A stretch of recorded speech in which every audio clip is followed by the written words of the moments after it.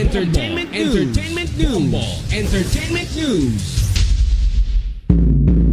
Ito mga kabombo, Pinay na tubong Boracay, kinurunahan bilang Miss Teen Tourism Universe 2026. At yan ay dinaos doon sa Sri Lanka. May balita dyan ang Star FM Manila.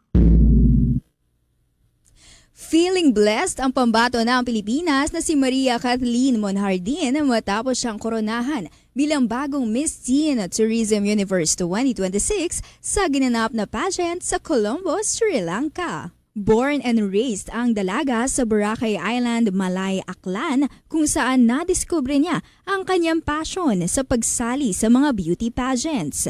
Anya, umabot sa 7 taon bago niya pasukin muli ang pageantry matapos nitong tumigil pansamantala noong siya ay 13 taong gulang. Bukod sa corona, ay naiuwi rin ni Monhardin ang titulong Charity Queen, Best in National Costume at Best in Talent.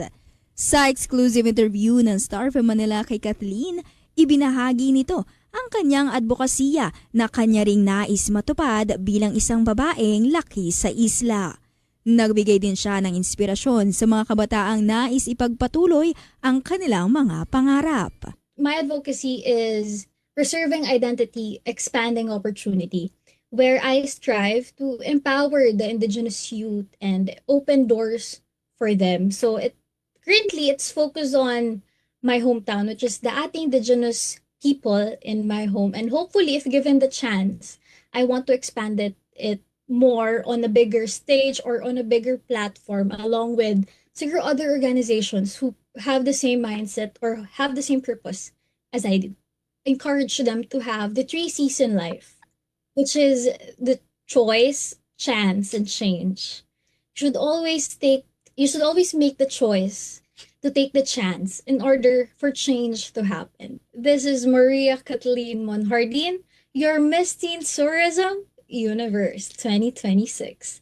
And you are listening to Star FM. It's all for you. Basta Radio, Bombo.